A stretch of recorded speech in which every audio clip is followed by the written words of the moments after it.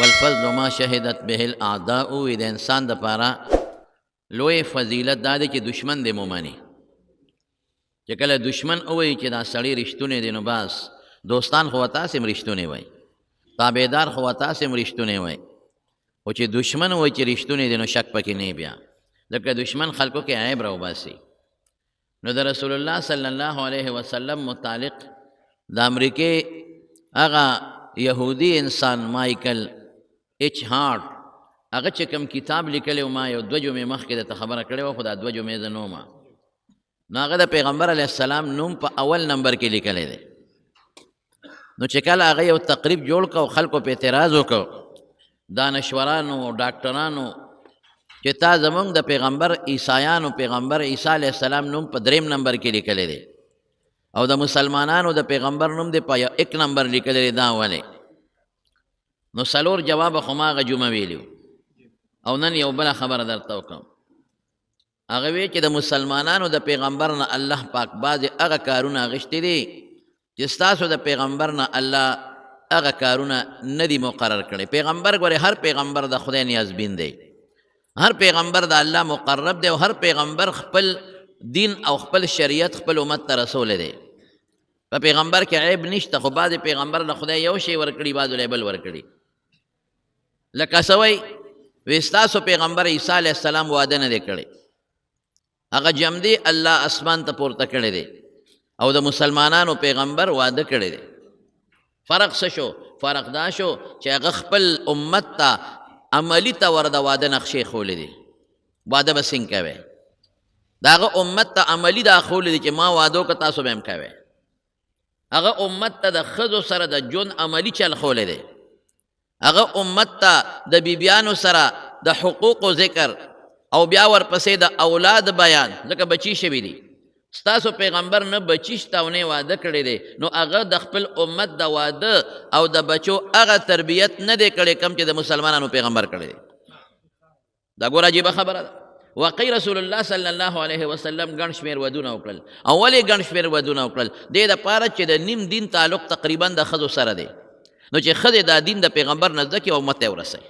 ګوره عملي طور که زه تاسو ته یو خبره وکړمه نو ستا ذهن به هغه سوای نه اخلي. درته یم چې حج کې داري داري داري داري ته به یې په دې غوږ وورې په دې بله به وباسئ. خو که د مټه دې ونیسم او حج له دې بوځم چې راشه دې ته حج وایي، او یا زه په خپله لاړ شم او حج وکړم او تا ته بیا وښیم چې دا نو ستا ذهن کې به خبره ښه کیني. نو پیغمبر مبارک په خپله مواده کړی دی او صحابو ته مې چې ودونه وکړي، او بیا باقاعده د خپلو بیبیانو په ذریعه د ښځو او د بچو احکامات امت ته مکمل رسولی دي. رسول الله صلی الله علیه وسلم فرمایي النکاح سنتي، نکاح زما په طریقو کې یو بهترینه طریقه ده. فمن رغب عن سنتي فلیس مني، او که چا زما د دې طریقې نه رغبت وکړو چې مړه نکاح ته پکې ساجت دی، وي دا زما طریقې والا نه دی. اوس نکاح څه شي دي زمارونو؟ دا د پیغمبر طریقه شوه، د پیغمبر په عامو حالاتو کې سنت دي. څه فایده ده د نکاح؟ نکاح یوازې دا فایده نه ده چې سړی خپل خواهش پوره کړي، د نکاح غټه فایده ده چې انساني نسل پې زیات شي، او انساني نسل نه د رسول الله صلی الله علیه وسلم امت پې زیاتېږي. نبی کریم صلی الله علیه وسلم فرمایي تناکحوا، نکاحونه وکړئ، وتوالدوا، بچي راوړئ، فإني أباهي بكم الأمم يوم القيامة، د قیامت پر ورځ به زه ستاسو په ذریعه په نور امتونو فخر کوم چې ستاسو امت لږ دی زما ډېر دی. نو پیغمبر مبارک د فخر ذریعه ده، د افتخار ذریعه د نکاح چې وادو کې امت به ډېر شي، نو پیغمبر به فخر کوي. نو ستاسو دا نه ده خوښه چې پیغمبر د قیامت پر ورځ باندې فخر وکړي چې زما امت ډېر دی؟ راشه وګوره ستاسو عمره امت زما د امت عمره ستاسو امتونه نشته دی. دا به د پیغمبر غټ عزت د قیامت پر ورځ د حضور پاک، او دا به د هغه غټ منقبت چې هغه وایي چې زما امت ډېر دی. نو ګوره نکاح کې څه فایده شوه؟ یو دا شوه چې دی به فخر کوي حضور پاک په خپل امت باندې. د نکاح په ذریعه د پیغمبر مبارک امت زیاتېږي، د نکاح په ذریعه د رسول الله مبارک د قیامت پر ورځ فخر زیاتېږي. د نکاح په ذریعه باندې کلمه گو پیدا شي، کلمې به وایي، ذکرونه به کوي، اودسونه به کوي، روجې به نیسي، تلاوت به کوي، حافظان به پیدا شي، عالمان به پیدا شي، ګیرو والا او صالحان او دیندار به پیدا شي. نکاح څونه بهترین شی دی. مسلمانان به ډېر شي. ته ټول عمر لګ یو څه عبادت کوه، یو مسلمان نشي زیاتولی، یو کافر نشي مسلمانولی. او چې واده دی وکړو نکاح دی وکړله نو درزن خواړو چې ته تللی دی نور دې پکې خدای خیر واچي. درزن خو چې ته تللی نه دی نور دې پکې خدای خیر واچي. او دا زمونږ په وطن کې یوه ښځه دویمه څوک نشي کولی. یعنې عرب 3 او 4 خامخا کوي، د هغې ډېر زیات بچي وي. یو ځل تللی وم ریاض ته، زما یو دوست و، هغه یو عربي سره ناست و، هغوی داسې ډوډۍ موډۍ انتظام کړی و، ګډ وډ کسان پکې ناست و. نو هغه یې ما نه تپوس وکړو شیخ څو ښځې دي؟ مې یوه. یاره چې هغوی کوم تعجب وکړو او ما پسې خنداګانې وکړې، واحده یوه ښځه، ابل وی واحده یوه ښځه، ابل وی واحده یوه ښځه. یا خدای پاکه نو ولې څه چل دی پکې؟ نه یوه ښځه دې ولې کړې ده؟ څه چل شوی دی؟ ما خو یوه مې کړې ده، نو څه چل وکړم نور؟ یو زما خو څلور دي، ابل وی زما خو درې دي، څلورمه کوم.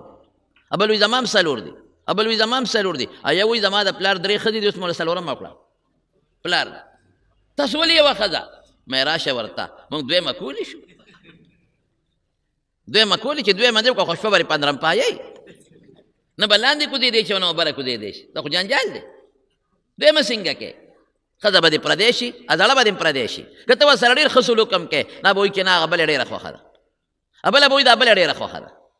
که ته دواړو سره عدل هم کې، انصاف هم کې، نو دلته د ښځو مزاج بدل دی. ښځه وایي نه نه ادې ډېره خوښه ده، هغې له دې بېګا پټ په جیب کې څه پټ بادام مادام راوړي. که ته زرها وې چې ښځې نه دي راوړې نه دي راوړې نه دي راوړې، نه نه جیب دې پړسېدلې به ولیده. او بیا ښځې بله به ورته بیا وایي که نه قص ته وایي یاره بېګا خو داسې زبردستې قورمې مې وخوړې چې. او که رور والا جامې راوړي نو دا راله خاوند راوړي دي، لمسه یې. دا مصیبت خو شته په ښځو کې. نو ښځه هم در باندې پردی، هغه یو به هم در باندې بې اعتمادي، یو بله به هم بې اعتمادي، او بچي هم پردي شو. ولې مور یې لمسئ که نه؟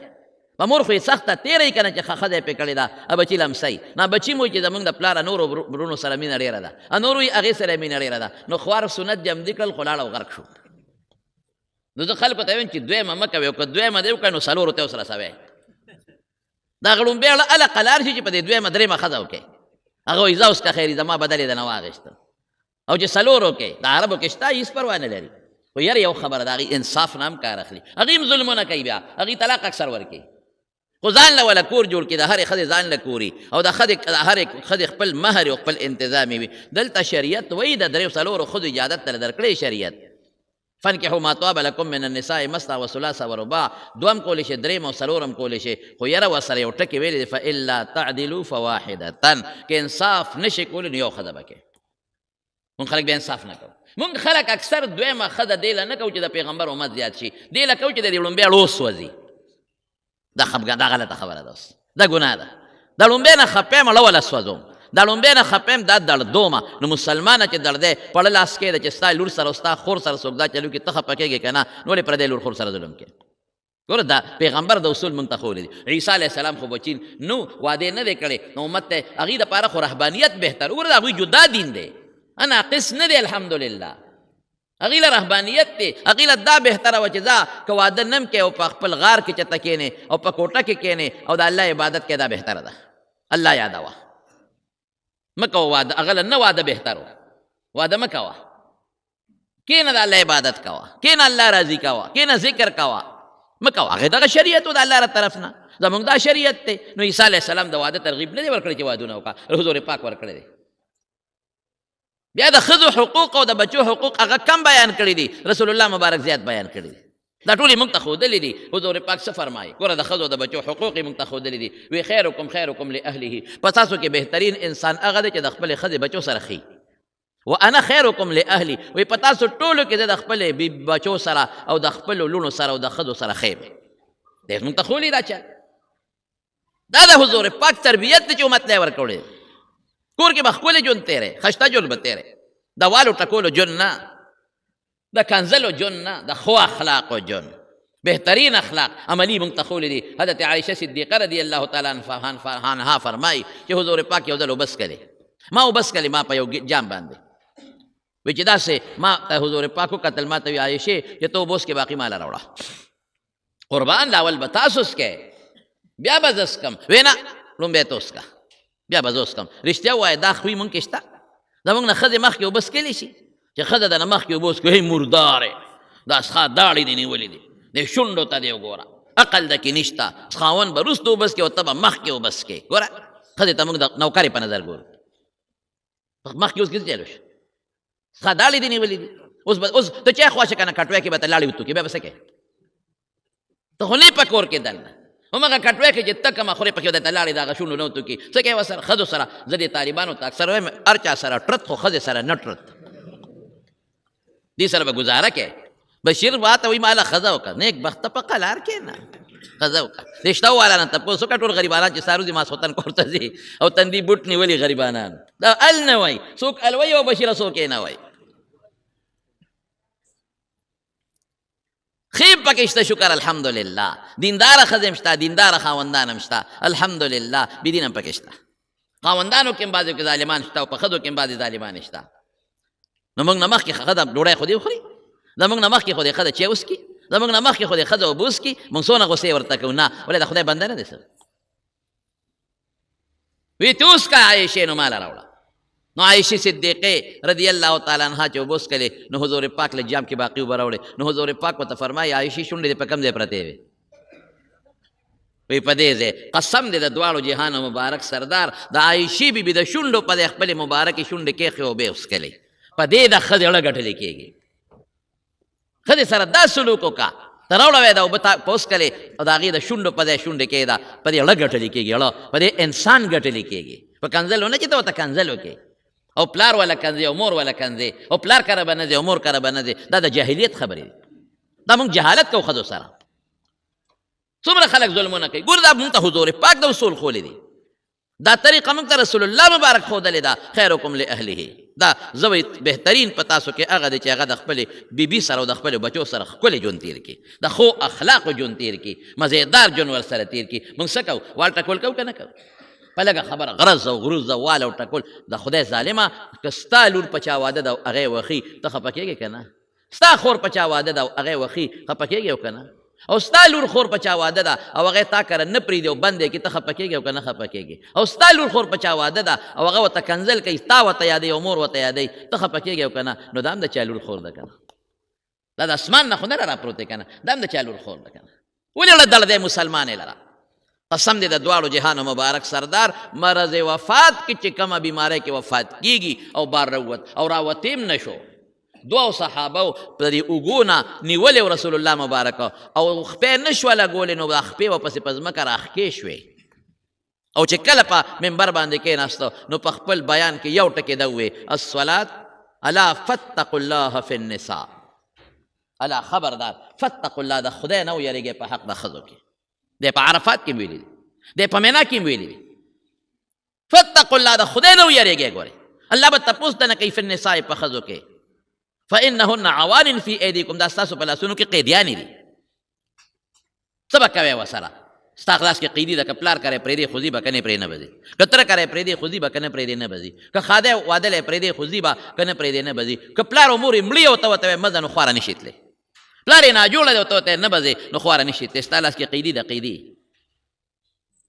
فاستوصوا بالنساء خیرا خیر ورته ورسوئ شر ورته مه رسوئ ظلم ورسره مه کوئ په خپل لاس کې ستا هم لور شته او ستا خور هم شته که نه دا پیغمبر مبارک فرمایي موږ ورسره څه کوو موږ یې بندې کړو نه به دې پلار کره ولې ظلم کې ستا پلار نه یادېږي د هغې م یادېږي که نه نه به دې مور کره ستا مور نه یادېږي د هغې م یادېږي په شریعت کې په هفته کې یو ځل د ښځې دا پته حق دی چې مور پلار کره لاړه شي هفته کې یو ورځ خو یاره د چا کور لرې وي نو خلک خپل منځ کې سره جوړ وکړي چې د خیر د یار هفته تلل ګران دي نو په دویمه هفته ځه 2 ورځې تېره وه دا کور دې ډېر لرې دی نو میاشت کې ځه 4 ورځې تېره وه خپل منځ کې سره رضا شي ښکلی ژوند تېر کړې رونو ښځو سره خشته ژوند تېر کې دا موږ ته د دواړو جهانو مبارک سردار ښودلی وهل مه کوئ په والو ښځه خرابېږي ښه کېږي نه چې ته په ټینشن کې واچو پریشانۍ کې واچوې او سبا د زړه بیماري شي او سبا د دردونو بیماري شي او سبا د دماغو بیماري شي نو څوک به پې شرمېږي هم ته به شرمېږي ته به یې ډاکټر لزغلی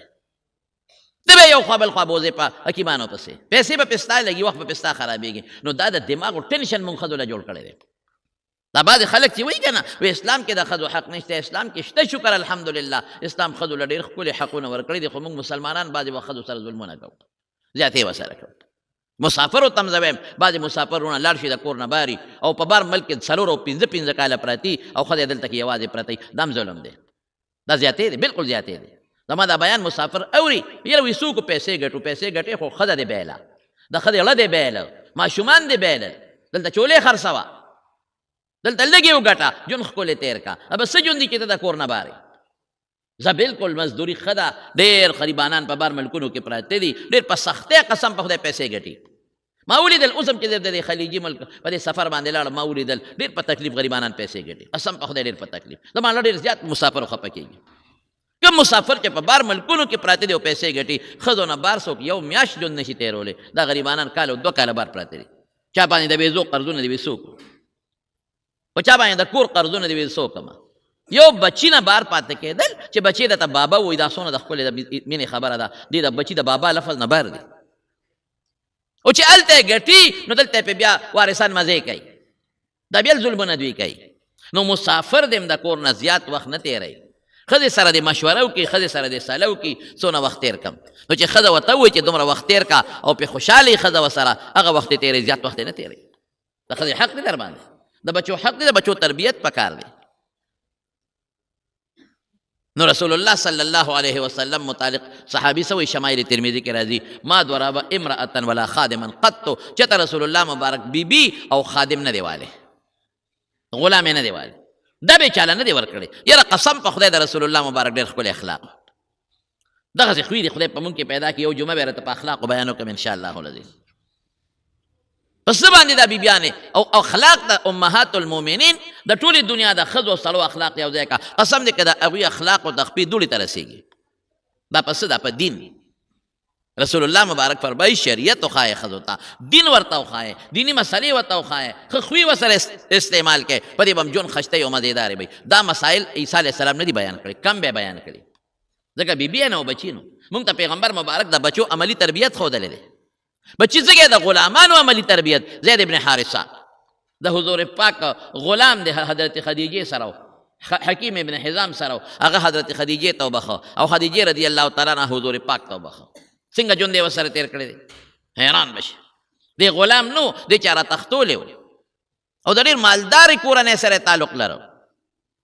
چا را تختولی پخوا به د هلکان خلکو تختول او خرڅول به، بیا به غلامانو د خلکو غلامي به یې کوله. چېرته مکې ته د دوی د علاقې څوک راغلي نو دا ځای دې ولیده، تپوس یې ترې وکړه هلکه ته ځای دې وې او د حارثه زوی وې او اوهو ته دلته چا سره د حضور پاک نوم یې واخېست هغه سره.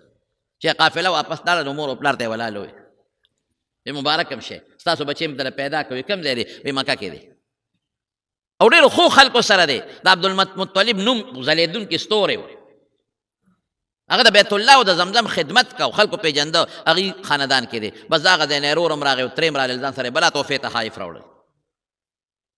او چې رالل د حضور پاک تپوس یې وکړو نو ورننوتل. رسول الله مبارک ته تحفې تحایف کېښودل او ورته ویې مونږ خو د پیغمبر مبارک صفتونه یې شروع کړل. تاسو د عبدالمطلب بچي ډېر ښه خلک یې، تاسو ډېر ښه خاندان دی، تاسو د اجیانو خدمت کوئ، د عمرو والا خدمت کوئ، تاسو خلکو سره ښه سلوک کوئ، دا حضور پاک پوه شو.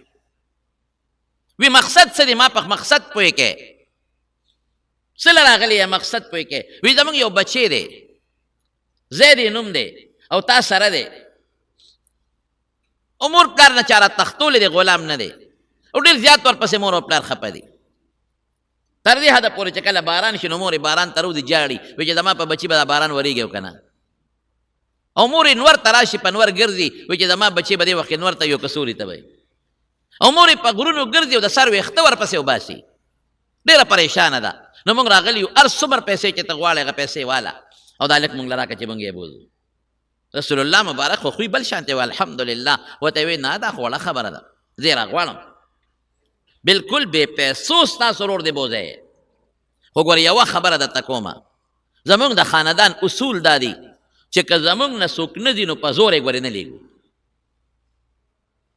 که نه ته نو په زور به یې نه بوځی، که مونږ سره خوشحاله او که نه ته نو یو روپۍ ده نه نالم، ستا ورور دی ستا ورواره دی، بلکل یې بوځی. هغې ډېر خوشحاله شو. هغې وی چې مونږ ورته د مور د ویښتو د اوښکو ال وایو او مونږ ورته د مور د جړا ال وایو، څنګه به نه ځي؟ نو زید ابن حارثه یې راوغوښته. چې راویې غوښته نو حضور پاک ورته دا پېژنې؟ وی او څوک؟ دا مې ورور دی. دا بل پېژنې؟ وی او دا څوک دی؟ دا مې تره دی. بچې تا پسې راغلی دی او دوی تا بوتلل غواړي، دی بوځ تا بوځي. او ټولې خبرې ورته هغې وکړې د مور او د پلار. دی پیسې ماله راکوي چې دی په موږ را خرڅ که بوځه، زه په یو روپۍ نه الم، ته د دوی بچې زه ورسره، زما له طرف نه تا ته بلکل اجازت دی او زه نه خفه کېږم. زید ابن حارثه وایي زه خو نه ځم. هغې وایي د غلامۍ ژوند خوښی، آزاد جون نه خوښه دلته غلام مور پلار نه مور پلار ملاقات له بزم خو زم مستقل نه زم اوهو ولې مستقل نه دی څه چل دی ما له خدای د رسول الله مبارک مچان پلار را کړی زه په حارثه څه کوم ما له خدای پاک د حضرت خدیجې په شان مور را کړې ده زه په خپله مور څه کوم او ما له خدای پاک د حضرت زینب ام کلثوم او د فاطمې په شان خویندې را کړې دي نو زه په نورو خویندو څه کوم لا نه غلامي به څوک خوښه کړي مور پلار به څوک چاته پرېږدي خو پته وته حضور پاک هغه مینه ورکړې وه قسم په خدای که هغه مینه پلار بچي له ورکړي حضرت خدیجې هغه مینه ورکړې وه چې هغه مینه به مور بچي له ورنه کړي رسول الله مبارک په خپله اعلان کړی دی مرض وفات کې الصلاة وما ملکت ایمانکم مونږ ته اصول خولي د وینځو خیال ساتئ نوکرانو خیال ساتئ ما ملکت ایمانکم ستا د لاس لاندې چې کم خلق دی ګورې هغه زمانه کې وینځې غلامانو دې زمانه کې څوک دی نوکران افسر ته اډر دی چې د خپل ما تحت عملې به خیال ساتي فوج والا جرنیل ته اډر دی چې د خپل لاندې ما تحت خلکو خیال به ساتي میجر صاحب ته او کرنیل صاحب ته اډر دی چې د ما تحت خلکو خیال به ساتي ټوپک دی چلوي ډي پي یو صاحب ته اډر دی چې د خپل لاندې پولیس هلکانو به خیال ساتي مرګ سره دی لوبېږي ټوپک دی چلوي افسر ته اډر دی ډي سی او ته او ډي سی ته او اے سی ته او ټولو ته چې د خپل لاندې ما تحت عملې باندې به ظلم نه کوي زیاتې به نه کوي خیال به یې ساتي بې ځایه بدلې او بې ځایه لیکل به نه کوي خیال به ساتي ما ملکت ایمانکم دا سره لاس لاندې خان ته اډر دی چې د خپلو نوکرانو خیال به ساتي د خپلو همسایهګانو خیال به ساتي او یو سړی چې کور جوړوي لیبر او مزدور او ګلکار او ترکان چې د لکار ساتي په کور کې ظلم به نه کوي زیاتې به نه کوي پیسې به په ټایم ورکوي چې خوله نیو شه مزدور له پیسې ورکوي موږ خلک دومره ظالمان یو چې د مزدور پیسې موږ نه ورکوو د ګلکار پیسې هم نه ورکوو څومره ګران کار دی مزدوري کول او په دې ګرانۍ کې شپږ سوه اووه سوه روپۍ د مزدوري دیاړي او د ګوډمار دیاړي دا موږ ظلم کوو نیسو خدای نه نه یارېږي ته د ګوډمار دیانې نیسې د خدای نه نه یارېږي ته د ګلکار او ته د لوار او د ترکان نه هم پیسې نیسې ظالمه ظلم ولې کوې دا غریبانانو نه خو خولې پې وتري دا موږ ظلمونه کوو خفه کېږه ما دا ظلم به نه کوي مزدور به هم ظلم نه کوي هغه به د اخلاص کار کوي لاندې نوکر به هم ظلم نه کوي افسر سره میټینګونه به نه کوي هم د اخلاص کار کوي دا ګوره موږ ته رسول الله مبارک ښودلی دی نو رسول الله مبارک زید ابن حارثه له کومه مینه ورکړې وه پلار سره لا نه آزاد ژوند یې خوښ نه کو مور له لا نه له سره دی نه چې مور ورپسې خفه وه رورې وایي ما وی چې دا زید قمقل دی د غلامۍ ژوند یې خوښ که او آزاد ژوند یې خوښ نه که رورې وایي وی وروستو راته پته ولګېده چې زما د رور د زید سوچ زما د سوچ نه ډېر اعلا و هغه غلامي خوښه نه کړه د حضور پاک غېږ یې خوښه کړه نو رسول الله مبارک اعلان وکړه چې دی لا نه نو اعلان یې وکړه وی نن نه پس به زید ابن حارثه نه وایه زید د حارثه زوی نن نه پس به زید ابن محمد وایه چې زید د محمد بچی صلی الله علیه وسلم ډېر عمر به خلک وی زید ابن محمد خپل زوی وګرځه وروسته بیا قرآن کې آیت راغی ادعوهم لآبائهم بس ما كان محمد ابا احد من رجالکم بیا خپل پردی بچی د خپل پردی بچی خپل مه جوړوئ اسی پردی بچی ته د مینې د وجې نه ویلی شي چې زوی بچیا زویه ویلی شي او پردی سړي ته د مینې د وجې نه بابا ویلی شي لیکن دا بعضې خلک پردی بچی ونیسي او بیا په شناختي کارت کې ځان پسې ولیکي په پاسپورټ کې ځان پسې ولیکي په سکول کې دا ګناه ده دا جرم دی دا بالکل ګناه ده ډېر خلک لونه بله ورکي زامن بله ورکي دا لور مې تاله درکړه دا زوی مې تا دا سخت جرم دی او ګناه ده ولې په خپله نشي ساتلی او پایو له ورکولی شي رضاعت له حضور پاک په خپله د پایو ژوند بل چا سره تېر کړی دی بیبي حلیمې سره او خپل بچي هم د پایو دپاره بل له ورکړي دي نو پایو له کې بل له ورکوې یو دوو کالو دپاره نو ورکولی شي خو زوی به ستی د هغه به ني دا نشي کولی چې زوی مې تا ته وبخه لور مې تا ته وبخله او سبا به په کاغذونو کې ځان پسې ته لیکې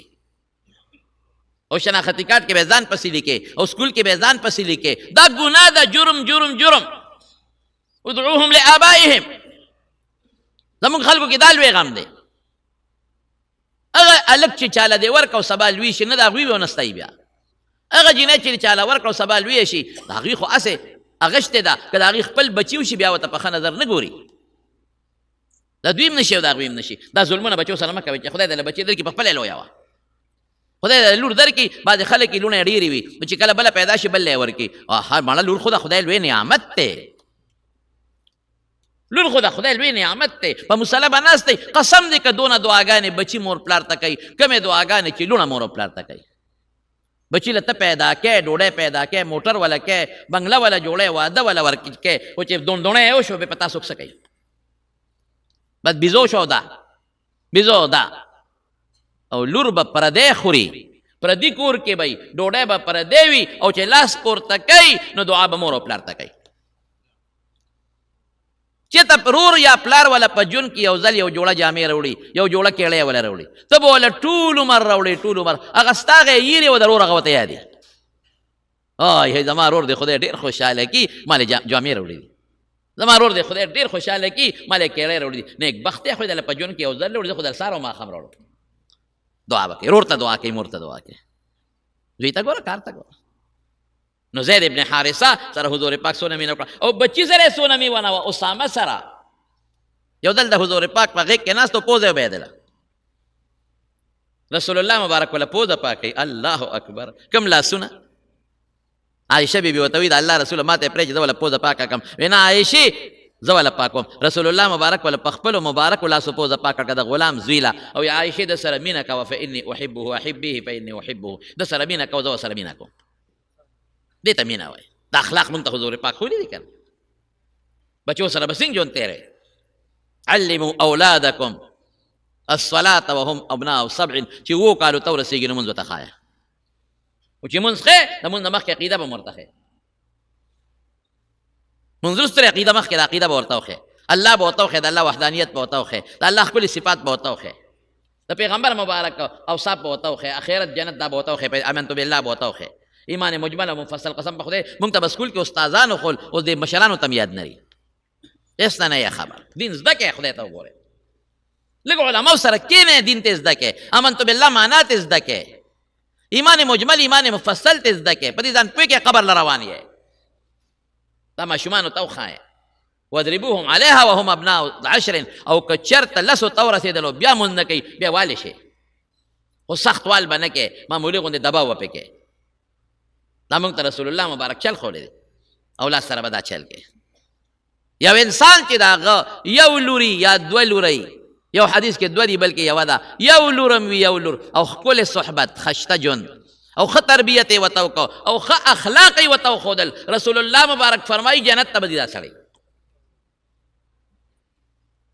بلکې انا وکافل الیتیم هکذا فی الجنه. رسول الله مبارک فرمایي زه او کوم انسان چې د یتیم کفالت کوي، د یتیم پالنه کوي، زه او هغه به جنت کې دقسې یو ځای یو، لکه دا 2 ګوتې چې یو ځای دي.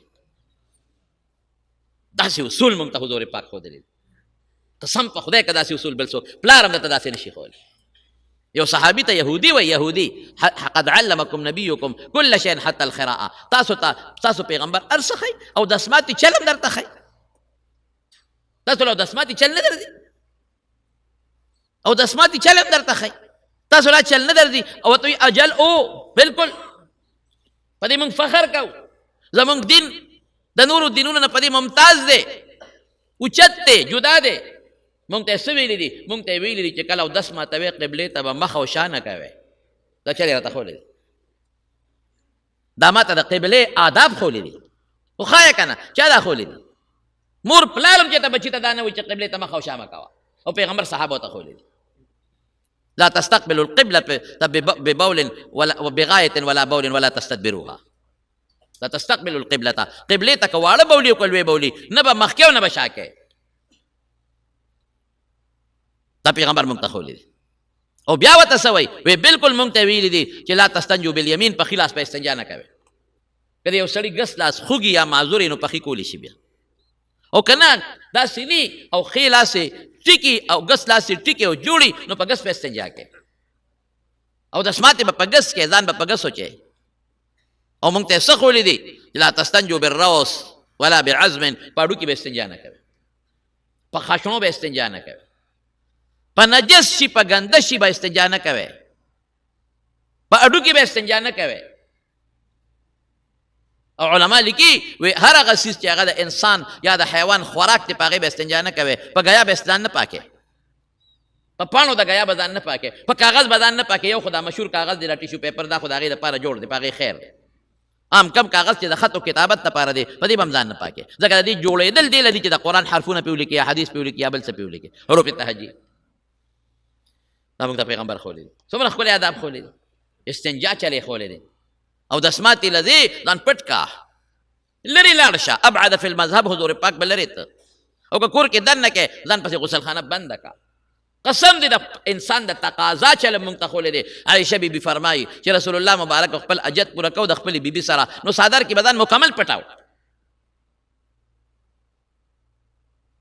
د موږ ته ښوولې دي که نه پیغمبر مبارک د چا په ذریعه ښوولې دي د امهات المؤمنین په ذریعه ښوولې دي د بیبیانو په ذریعه موږ ته دا ښوولې دي ډوډۍ څنګه خوړلې ده په کومه طریقې خوړلې ده کور کې دننه به څه حال و عایشه بیبي فرمایي وایي په کور کې دننه به موږ سره کار کوو ته به وکړې ښځې سره کار په کور کې موږ سره به کار کوو رسول الله مبارک او چې بانګ به وایي نیغ به جومات ته او ځان له به وایي رسول الله مبارک په خپله پڼه ګنډله څپلی ته ګنډلی شي په خپل نه بیبیانې دي دا نه چې بیبیانو خدمت ته کو قربانېدلې به ته لیکن دی موږ ته عقل او ادب ښولی دی چې زه یې کوم نه بیبیانې دي ما نه قربانېږي او زه په خپله برقه به یې په خپله ګنډله چیلې ګډې قسم په خدای په خپله لشلې دي نه بیبیانې دي که ور په کور کې ورکړه موږ څونه خبر کوو هغوی به ځان قربانو د رسول الله مبارک نه صاحب موږ به کوو نه دا زه کوم چاړه به ورسره به کور بیبي سره به یې کار کوو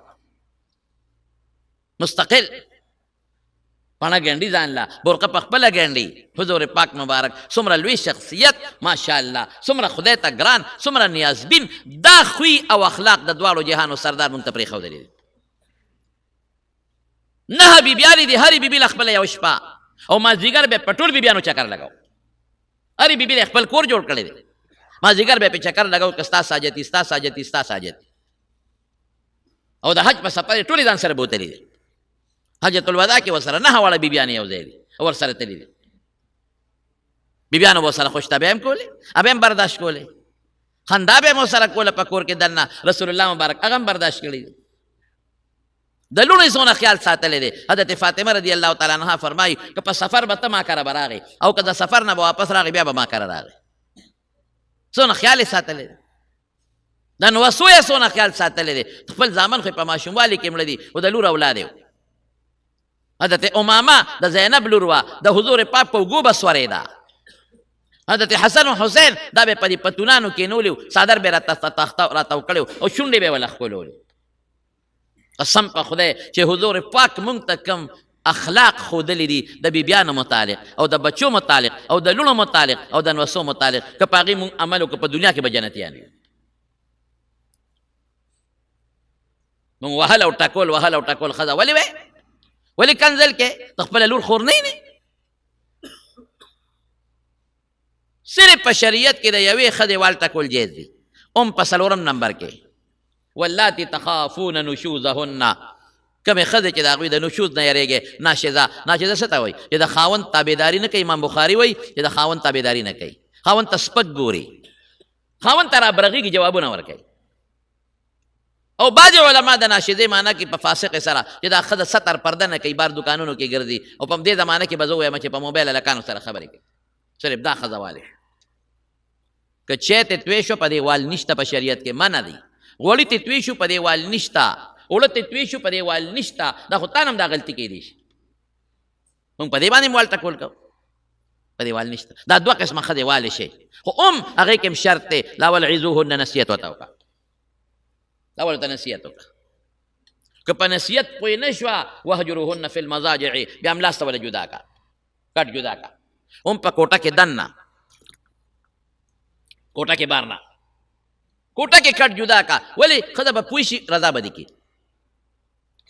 کوټې د بار به ته نه تښتې زمونږ ښځه خلک دی بیا لاړ شي او اجرې ته وتښتې نو ښځه غریبه خو اجرې ته نه شي ورتلی نو شیطان وسوسه هغې ته مچي او دې ته مچي نو خبره روانه شي رسول الله مبارک یو ځل د یو دیني مسلې د وجې نه بره ختلې او کوټه یې بدله کړې وه خو چې هغه ټیم پوره شو په خپله راغې جرګې مرګې پکې نه دي شوې په خپله جوړه شوه او 3 ورځو نه زیات روان هم ګناه ده په شریعت کې نو کوټه کې ته کټ جدا کا که په دې کارونو شو نو وضربوهن بیا والې شي خو یاره د والو طریقه ده حضور پاک فرمایي اذا ضربتم فاجتنبوا الوجه چې وال کې مخ باندې به وال نه کې سپیم په مخ وال ګناه ده خرم په مخ وال ګناه ده انسان به څنګه په مخ وی موضع الزینت د ډول ځای دی په مخ وال بلکل سپېړه ورکول په مخ د ښځې ګناه ده جرم دی الله خفه کې الله مه خفه کوه نو نو په کوم ځای به وی؟ نو زمونږ فقها لیکي چې کوم د ډول ځای دی په هغې به نه وی، په مرۍ به نه وی، په سینه به نه وی، دا د ډول ځای دی. دا ښځه ډولې ساتي. ګوره دلته په کمیس باندې ګلکاري کوي که نه کوي؟ امیل اچوي، ګلبند اچوي، په لاسونو ګوتو به نه وی. دا ښځه ډولې ساتي، نکرې دې پې پورې کوي، صفې ساتي، ښکلې ساتي، نکرې دې ګوتمې پکې چې بنګړي پکې اچوي، په خپو به نه وی لاندې، ښځه پې نکرې دې پورې کوي، صفې ساتي، پوندې صفا ساتي، پازیب پې اچوي، په سر به نه وی. ښځه ډولې ساتي، هر وخت کې ګومنځی نکرې دې پې پورې کوي او کالي پکې اچوي، په غوږونو به نه وی. دا د ډول ځای دی، خشتې ساتي. نو ما ته یو طالب یو ځل چیټ راولېږي، په کوم ځای ووو؟ ځکه چې په مرۍ او په سینه او په لاس او په خپو او په دې نه وی په کوم ځای ووو. مې لکه په دې ملا ډب ورکوه که نه، شریعت وي غیر مبرح سخت وال به نه کې. نو ګوره صرف دا دوه قسمه ښځه دریم نمبر کې وال دي. ګورې په دې املا معمولي غوندې او والو سره خو ښځه خرابېږي، ښه کېږي خو نه. په دې مخ یې وایي غاښ وله مات کي، بیا ډاکټر له بوځي، وایي ډاکټر ته به وایي چې ګورې ځه هسې نه دا ونه وایي چې دی والیم، وایي دا مې غوس خوړه نو په هغې مې غاښ مات شوی دی. ډاکټر څه ماشوم خو نه دی. زمړه بشیر جان دی غم نه خلاص دی. دا حساب کتاب به ده سره د قیامت پر ورځ نه کېږي. یو حساب به ده سره هم کېږي چې تا الله به ورته ډوډۍ ډېره ولې خوړه، امینه د ډوډۍ بیخ ویوسته که نه، دا یو حساب به ورسره کېږي. ځکه چې بس لګیایي او خوري او چې یو دلې وخوري چې ته ورته وایې بشیر جان ډوډۍ خورې که نه خوري، وبه خورو که نه. ګنټه پس بیا بشیر جانه غټې روجې دي، اوهو دا له سر مې دی کېدی دا خو به وخورو که نه. دا حساب به ورسره کېږي. نور د ښځې د حساب کتاب د غم نه دا خلاص دی او د سترګو د ګناه نه هم دا خلاص دی. د مارونو ظلم به نه کوو. ښځه ما د خبرې په مقصد خو پوهېږې که نه چې حضور پاک مونږ ته څه اصول خوري په هغې به عمل کوو. وال ټکول به نه کوي. او چې وال ټکول کوې ګورې بیا به د په رزق کې برکت نه وي، بیا به د غوړي او چیني هر سر زر در خلاصېږي. چې ته دلته ووایې او باروز یې وراشې او سبا وایې چې چای پخه کې چیني نشته. یا ښځې ما خو پرون دړی راوړی دی، دا بچي دې لږ څکي سر، دا شربتونه او دا مېلمانه دې لږ را دي، چې ته وایې هغه دلې لښتي کې اړوي، غوړي دلې لښتي کې اړوي، چای دلې لښتي کې اړوي. یا ښځې ما خو بلا شي دا هغه غوړي نه دي، دا اوس الوزي. ښځه ګورې غټه منطقي ده، هغې سره باس هم نشي کولی. او لستوڼې به هر وخت شلېدلي، هر وخت به یې لستوڼې شلېدلي.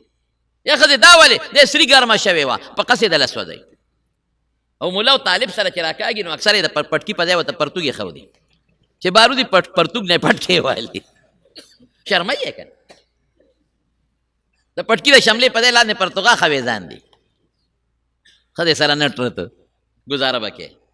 قسم په خدای د حضور پاک بیبیانو ته وګوره که نه، والې نه دي کړی، ښکلی ژوند یې تېر کړی. او ښځو ته ما ته یو ځای کې یو سړي وي، یاره مولوي صاحب ته خو د ښځو دا خبرې کوي چې ښځو سره ښه سلوک کوه، خو یې مسته یې دی کړی، به ووایه نه نو مسته یې دی کړی، نو ښځې به هم ظلم نه کوي. ښځې به هم هغه ژوند تېروي کوم چې رسول الله مبارک ورته ویلی دی. څه وایي؟ الله اکبر. ښځې دې هم دا واوري. لو كنت كما حكم كو ان يسجد احد لاحد لامرت النساء ان يسجدن لبعولتهن. وی کدا اجازت می ورکول چې یو مسلمان دې بل ته سجده ولګي، نو ما دا من دي، نو ما به خذو طویل چې خپل خاوندانو ته سجده ولګوي.